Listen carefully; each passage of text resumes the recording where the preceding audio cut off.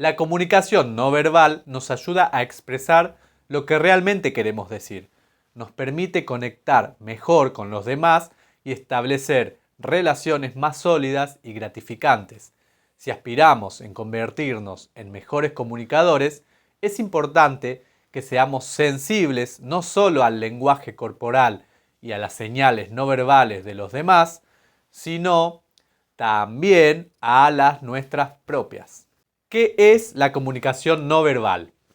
La comunicación no verbal, también llamada lenguaje corporal, es el proceso de enviar y recibir mensajes sin utilizar palabras, ya sean habladas o escritas. Al igual que algunos signos ortográficos son útiles para enfatizar el lenguaje escrito, el comportamiento no verbal puede enfatizar partes de un mensaje verbal. Se considera que en una comunicación cara a cara el comportamiento no verbal representa un importante porcentaje de la información que transmitimos, frente al resto que se corresponde con la comunicación verbal. De ahí la importancia de tener en cuenta la comunicación no verbal. En cualquier caso, más adelante vamos a revisar algunos mitos sobre el peso de la conducta no verbal en la comunicación.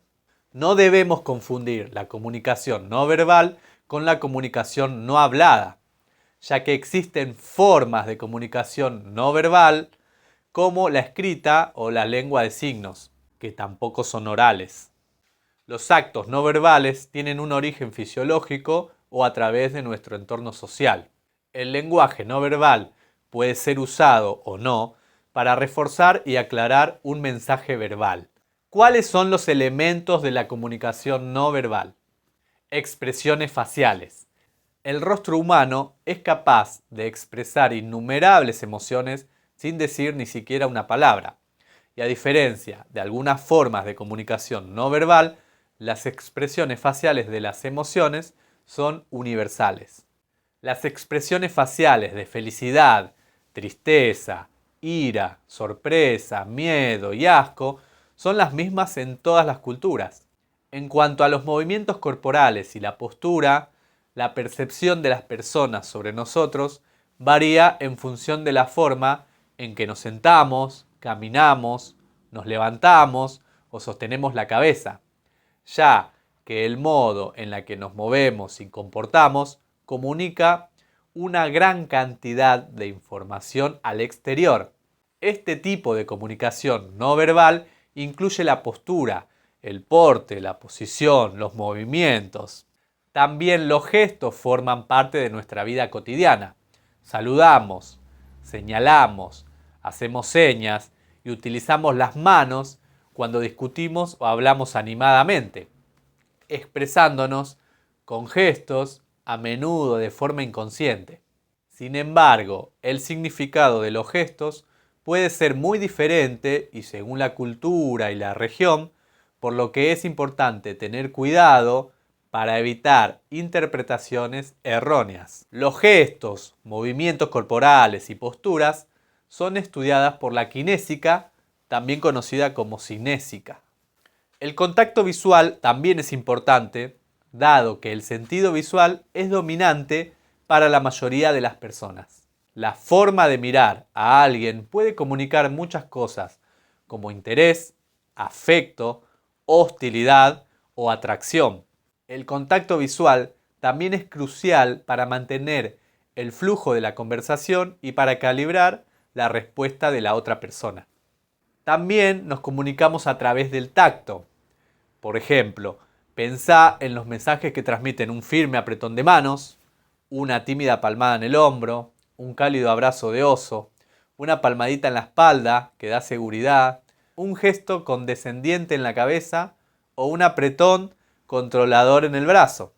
En cuanto al espacio, ¿alguna vez nos hemos sentido incómodos durante una conversación porque la otra persona estaba demasiado cerca o invadía nuestro espacio? Todos tenemos necesidad de un espacio físico, aunque difiera según la cultura, la situación y la cercanía de la relación. Podemos utilizar el espacio físico para comunicar muchos mensajes no verbales diferentes, como señales de intimidad, de agresión, dominio o afecto.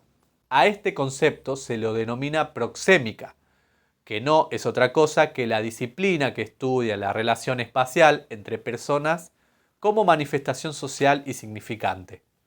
La voz, también la voz, no es solo lo que decimos, sino cómo lo decimos.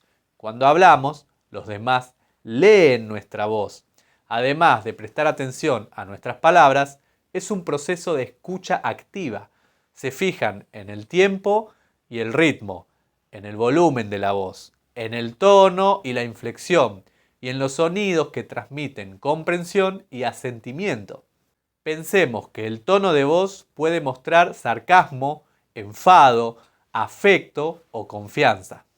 Acá entra en juego la paralingüística, que es una ciencia que estudia los elementos como la intensidad o volumen de la voz, la velocidad de emisión de los enunciados, el tono, variantes y matices de la entonación y duración silábica o el volumen. Pero, ¿qué roles y funciones juega el comportamiento no verbal?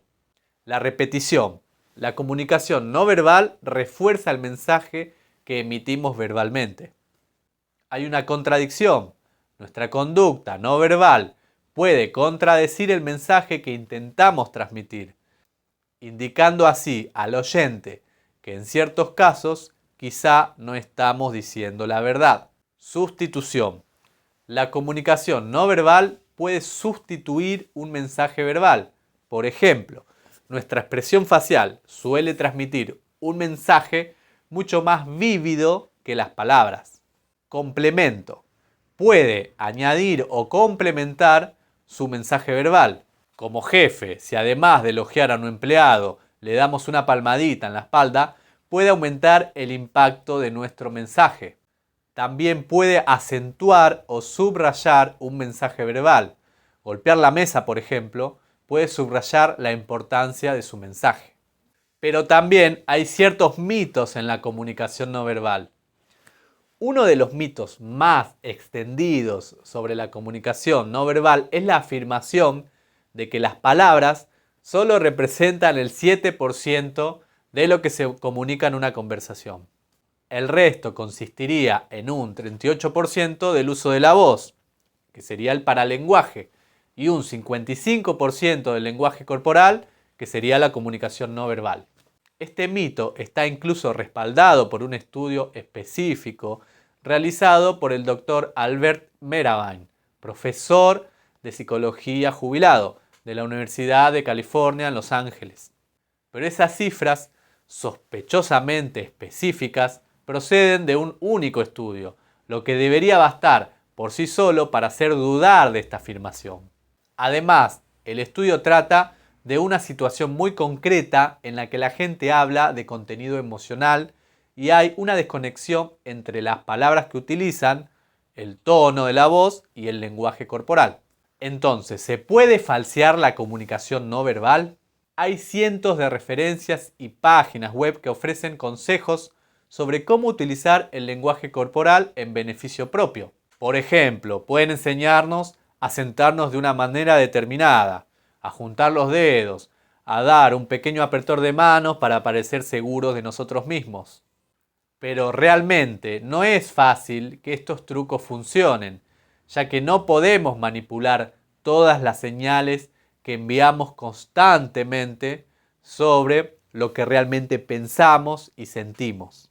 Y cuanto más lo intentemos, probablemente más antinaturales serán dichas señales. Sin embargo, esto no significa que no tengamos control sobre nuestra comunicación verbal.